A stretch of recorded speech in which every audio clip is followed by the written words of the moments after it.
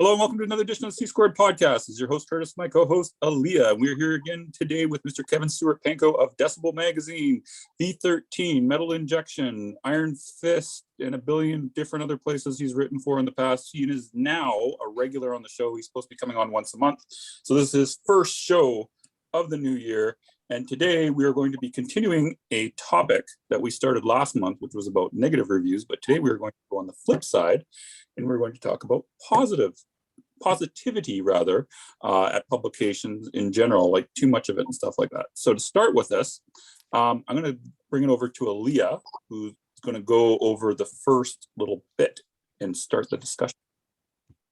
Yeah, well, like Curtis said, we've talked about excessively negative reviews, but we thought it might be interesting to touch on like toxic positivity in the world of music reviews. So how about we just jump off with asking, do you think there's anything wrong with only writing positive reviews? Okay, I should preface, or I should actually point out that it's funny, and I didn't think about it, or it didn't hit me until like literally you were introducing that, where it's like the previous episode was negativity, and then this one is talking about it, too much positive. It's almost like we're talking about positivity, but we're talking about it negatively. Yes. But anyway, that's funny. I mean, hey, it's like if you get a stack of 10 records to review, 10 downloads to review, however kids consume music these days. And hey, if 10 of them are all turn your crank and you have good things to say about 10 of them, honestly, and you can, live with yourself, look at yourself in the mirror the next day and go, I love all this stuff and I'm going to write this stuff and it's all true to my heart, then hey, go for it. If you're writing 10 positive reviews, but 5 of the records suck, but you're writing 10 positive reviews because you're afraid of offending 5 PR or record company people, then that's where the issue becomes a thing, or it becomes an issue. Let's start here, Kevin, because I know you are a quote unquote lowly writer and you're not like the big wigs or anything like that. But a lot of these places depend upon ad revenue from a lot of people. So, right. And I heard this used as a justification not to, and I'm not going to say who has told me this before, but they've used this as a justification to only put positive reviews and positive things in their magazine or blog or whatever. So. Okay. What do you say to that? Hey, if you want to do that, that's cool. I have been privy to many conversations over the years, and being honest, have been part of many conversations over the years pertaining to a couple magazines that I have or still write for. I don't know. I have to look it up, but there are a couple places I've written for which have been notorious for having a very sunshiny, don't talk shit about anything review section. I know that, man. And I've heard conversations and been involved in conversations where people are like, you know what, this magazine's cool up to the point where it gets to the review section, because everything is just like, there's no way there are 8, 10 out of 10 records coming out a month. Yep. There are no way that, none of these records there's nothing negative to be said about any of these albums that are coming. And I mean, we're talking a few years back when review sections in magazines were bigger, especially the one particular I'm thinking of where it was generally about 150 to 200 word reviews. So there was a lot of stuff being crammed into the review sections. And you know what? It does get to be a pretty monotonous read if everything is just like, yay, fireworks and dick stroking. You know what I mean?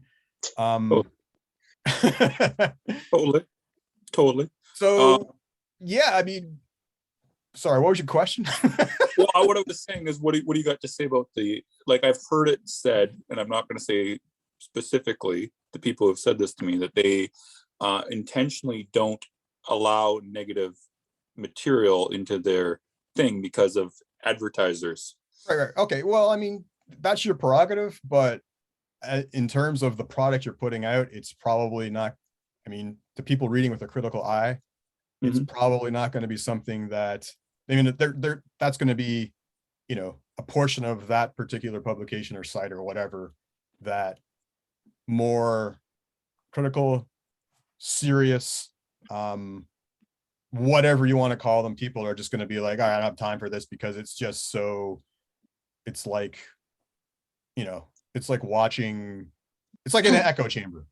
Yeah. It's like standing in an echo chamber. And I mean, that's cool for, 15, 20 minutes, but after a while, like anything, it just kind of gets boring. So yeah, I mean, I think you're possibly, in trying not to offend anybody from the financial side of things, you might be sort of cheesing off the people on the consumer side of things. Yep.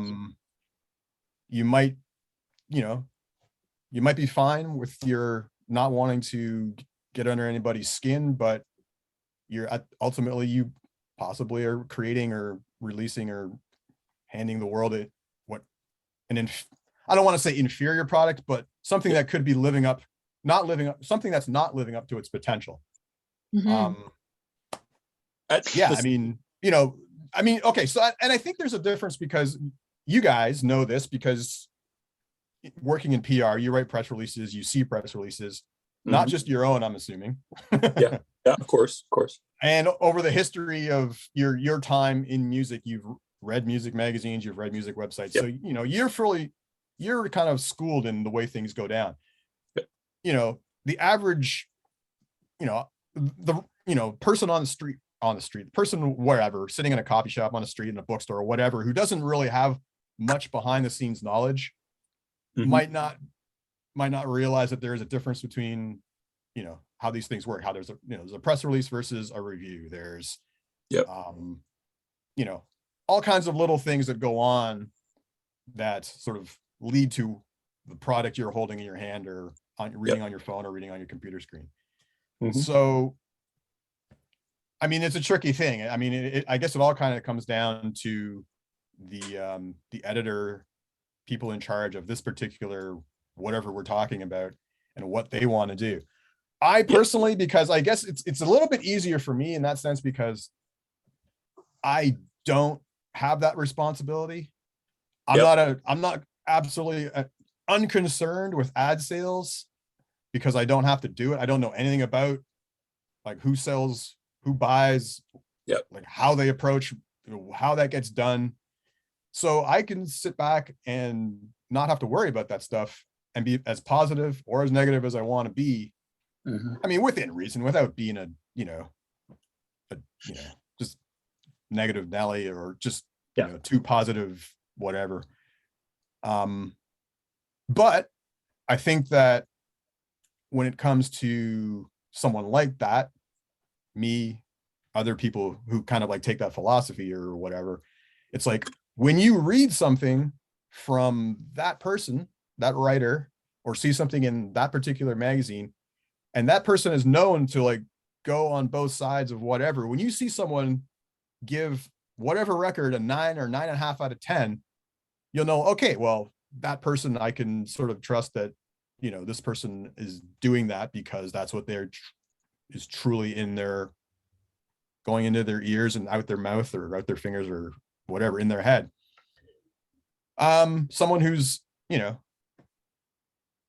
giving a 9.5, 9 out of 10, 10 out of 10 to every third record that passes their way, how much weight are you going to give them when it comes to whatever you're reading? You know what I mean? Yeah. Now, one more thing I do want to say, though, that you could position it, I think, where everything is positive. Like if you had it as like a tastemaker type thing versus as a review. Like if we said, like if you did an article every month, maybe, where you said, these are my 10 picks of the month for the 10 albums I like, or the 5 albums I like, or something like that, instead of positioning it as being, I am being uncritical.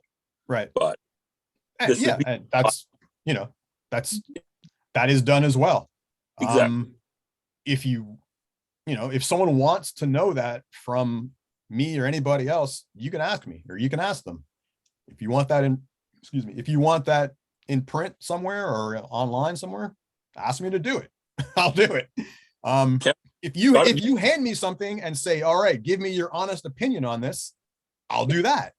Yeah. So if on the flip side of that, if you want to say to me, hey, give us a list of the 5 worst records you've heard this month for a column in whatever, I'll do that too. Yeah. It's I don't know, man. I to me, it's just so simple. It's just basically, I always say this to people. It's like being an umpire. You call it like you see it.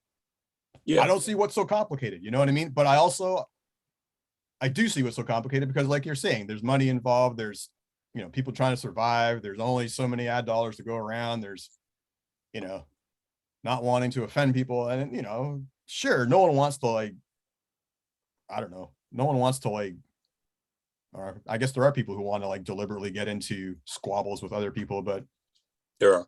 I don't do that. I don't know.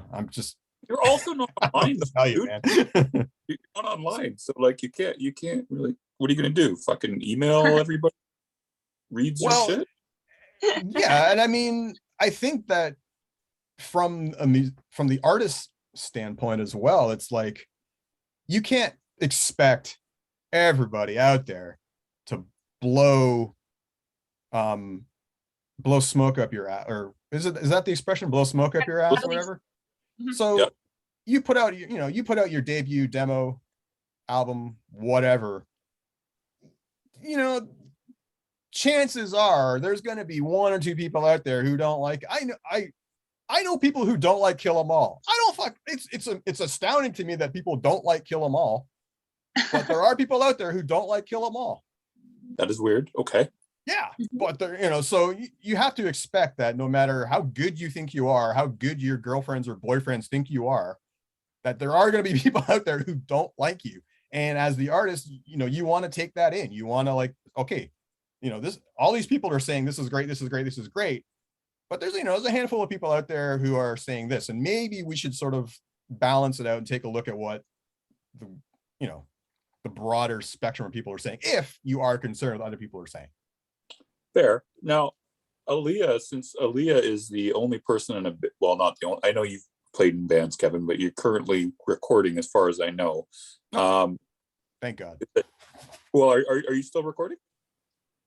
No, hell no. I haven't picked up a guitar in 20 years, dude. Okay, I knew you used to be, and I was like, I used to be, yeah, totally. Okay, but so I want to let's switch us over to Aaliyah for a second, because Aaliyah is in a band, and yes. I want to get her perspective on what you just said, because her band is just releasing something, and she's gotten both positive and some so-so reviews. So I want to get her take on this. Some so-so reviews, right? My take on it, though, I really, everything that Kevin has said it makes sense, and I don't think that there is value in things that are just positive for the sake of being positive. It's not honest. And to me, as a person, as a musician, authenticity is a top priority, and just being genuine. And it's hard to believe anyone is genuine if all they're saying is positive things. Yeah. So while I much prefer a constructive criticism review that has positive and negative points, as opposed to 100% just trashing it, because there's not much value in just trashing it. Yeah, I don't think there's to the point of even the point of ad dollars, which I know I can't really professionally speak to because I don't own a magazine. Yep. But continuing on that topic of being authentic and genuine, I think that is something that people and metalheads in general gravitate towards. And maybe I'm being optimistic there, or maybe I'm just deluding myself into thinking everyone is like me. But I do think that if you're genuine, then you're going to grow your audience more as a magazine. And then the record labels and the PR agencies can't afford not to advertise with you. Right. So it's just about building reputation. And 2 things about that.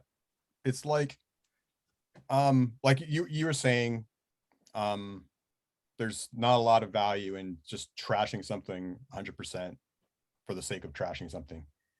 I will tell you that, yes, but I will tell you also on the other side of that, and I know we're trying to avoid naming names and stuff like this, but there was a magazine many, many years ago that I used to write for, and I'm trying to, okay, how do I dance around this without basically there was an album that was reviewed by somebody, or sorry, an album that was released by somebody close to the magazine and somebody else, and I don't know who was who. I don't know the sort of the real family tree or whatever you want to call it, like the real story, like who was friends with who and what, blah blah blah blah, because this happened in another country. I just happened to be a freelancer who lived here and wrote for the magazine. But so this album was released, and from all accounts, a decent album. I remember hearing it at the time. But this review that was written for this particular magazine was literally the most positive, like just over the top, going on about this record destined to be a classic, better than Master of Puppets, better than this, better than that.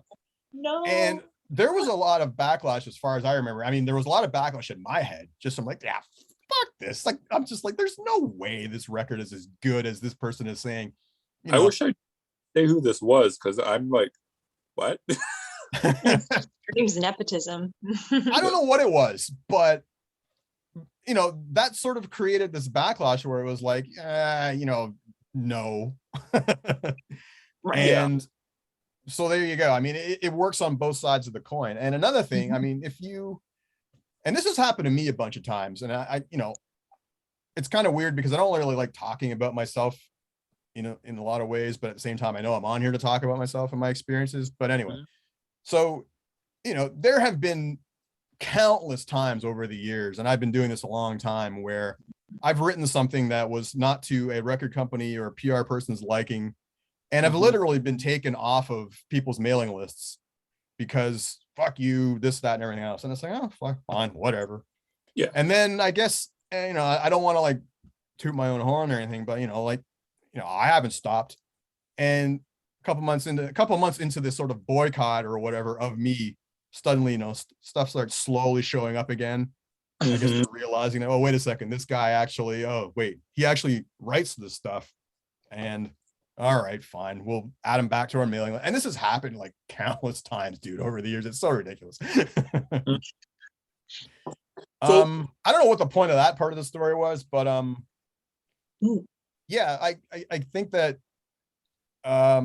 yeah, like I was saying, it falls on both sides of the coin. Like, I think that there's got to be some kind of measure and balance to all of this. And I think that if you as an artist or you as a musician in a band and stuff, hopefully you don't think you're the greatest thing since sliced bread, because nobody is. And hopefully you're listening to some description or some amount of what people have to say to address how you want to improve going forward. Yeah. Every band worth its salt does it. Even Metallica. It's like, they've constantly said to themselves, all right, how are we going to do? What are we going to do different? Yeah. Yeah. Well, and maybe even the people, it could be that even the journalists that are writing criticisms might be writing things that you already knew in the back of your mind were true, but you were like kind of waffling between two decisions or something. And, they help you process those thoughts. And I was just thinking about that earlier today. I was like, how can bands integrate the criticisms of journalists without compromising the integrity of their music? Well, I will give you an example, a personal example, not related to, not a band example, but I wrote a book a few years ago, and when we did it, we made the mistake of not doing the final edit on a printed copy. We did it on a screen. And after, however long of staring at a screen, a lot of mistakes got by, and people weren't afraid to point that out. And it's fair criticism, because there were some atrocious spelling mistakes and punctuation mistakes and whatever that just kind of slipped by because you're staring at a glowing piece of machinery as opposed to something, in your hand and not getting a different perspective. And now I know if I ever decide to write a book again, that's what I'm going to do. I mean, I knew that. I had that, I knew that, but I also had it confirmed by having to have it told to me by people who reviewed the book. So there you go. Yep, it's a good example. Just kind of swerving a little bit. We got about 10 minutes left, just so you guys both know. So we are going to have to be concise. But anyways, what I was going to say was, so Kevin, how do you kind of balance out the positivity and the negativity? In overall, or in a particular something like specific? Overall, when you're doing reviews, like you don't want to be too positive, you don't want to be too negative, right? You know what? I would love to be able to be 100% positive about something. Sometimes, let me think here. A recent example, I guess, of like my most positiveness of recent note was I reviewed the new Obscura album. Mm-hmm. Somewhere, I don't remember where, but like I literally think that's their best album, probably the best technical melodic whatever death metal album of the last however many years. And yeah, man, I couldn't stop going off about it. Good album. Great. Yeah, it's okay. But but at the same time, it's like I'm writing and I'm when I'm going over, I'm like, wow, this is, very, very positive or whatever, flowery, whatnot, deservedly so. And I have to sort of stop and think to myself, well, is there anything that I deliberately want to point out that's like maybe not 100% about this album? And I don't exactly remember what I did, but I don't want to, my point is that I don't want to force myself to go one way or the other just for the sake of it. If there is no, like I don't want to pull the carpet out from a great album just because, I didn't like the drum sound or something. You know what I mean? Like, the new Abath album, I don't know if you've heard it yet, but great record. The album, I've heard the singles, but yeah, great record. But the drum sound, from what I've heard anyway, I'm just, it's not doing it for me. But that hasn't ruined. Well, it's not like a Saint Anger thing. It hasn't ruined the experience of it. It's still a great album. I didn't like it, what I heard. But anyways. But I don't, well, yeah, but here's the thing. Like, I don't know. I mean, when it comes time, if I end up having this assigned to me, is that something I'm going to point out for the sake of just because, or is that something that I'm going to gloss over? And I guess, I mean, I'm a human being, so it's going to depend on my mood and, also what else is in the review, and maybe depending on where it is, word counts and stuff like that. So, yeah, I mean, I don't take it with a grain of salt, man, on all sides of it. It's like grain of salt for me, grain of salt from the person who's created that work, grain of salt for the people who are reading it. Right. I was thinking about it the other day as well, and on sort of a related topic, where it's like, I was reading this review somewhere, and like, it had like just, it almost seemed like they're just trying to get every detail they could sort of squeeze into this review about the record. It was recorded at this studio. This is the producer. This is the engineer. This is where this sample came from. And I'm just like, is this a review, or is he just like throwing out bullet points at me, but disguising them in sentences? You know what I mean? Mm-hmm. Yeah, I guess it depends, like also what you want to include and how you want to include it. I mean, I try to be a bit more creative, I guess you'd say, or wise assy. Is that a word?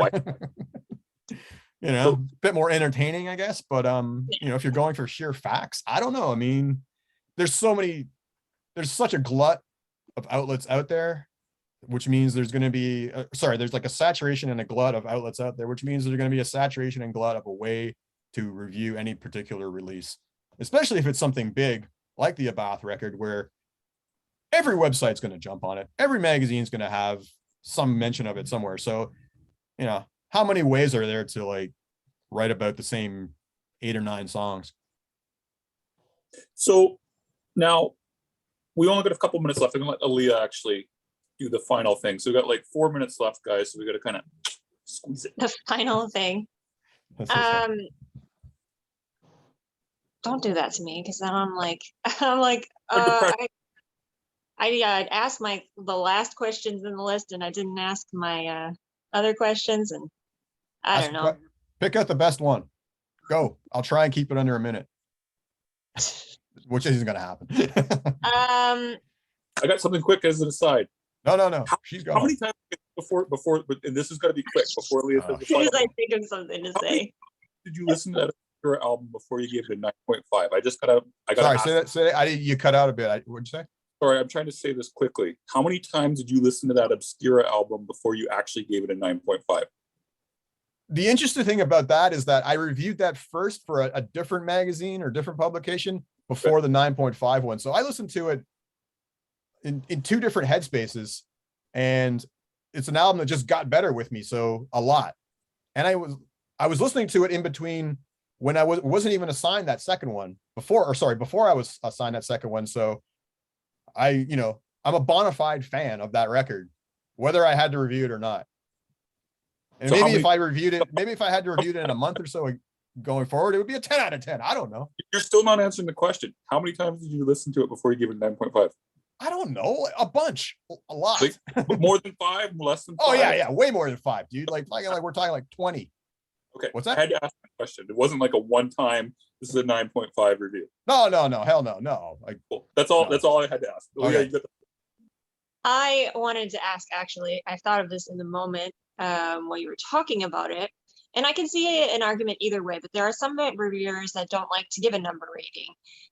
They'd rather just talk about the points of the album that they liked and that they didn't like and not give a number rating. What do you think about that? Do you think there's value in or a benefit to the number system, ranking system? Yes and no. I mean, yeah, we don't have a lot of time, so I don't know how much I can get into this, but there are good and bad points to it if it is used in the sort of balanced, critical way that we've been sort of alluding to this entire discussion. So yes, yeah, I mean, I'm perfectly fine to write or read something with or without a number. Yeah, that's my personal opinion. I have a statement to add here because I have a slight bitch about something because you wrote for Metal Maniacs, so I can say this to you. So yes. That one thing I fucking hated about Metal Maniacs is that there was never a score, and then you had to read the entire review, and some of those guys just went on and on and on and on and on. You were always good, but no, really? Well, I liked it. I've always liked your writing, Kevin. I'm not just like tooting your horn or anything like that, but okay. I hated that. Was the one thing I hated about Metal Maniacs. They usually covered good bands, but just no score. Mm-hmm. Well, that's a good point. It kind of forces you to be a better writer if you don't have that, because you have to write something that people want to read. For an album to listen to at the same time, and you just kind of want to skim.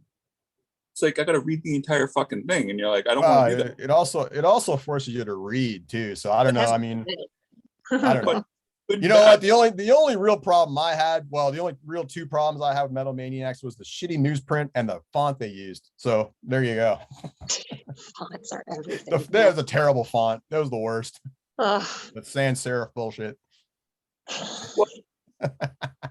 Okay, what else do we got, Aaliyah? This is. I think it's time for you to do your final. It's time to wrap it up. Yeah. So thank you so much for coming on, and everyone listening. Thanks. Until next time, make like a bull and throw those horns up.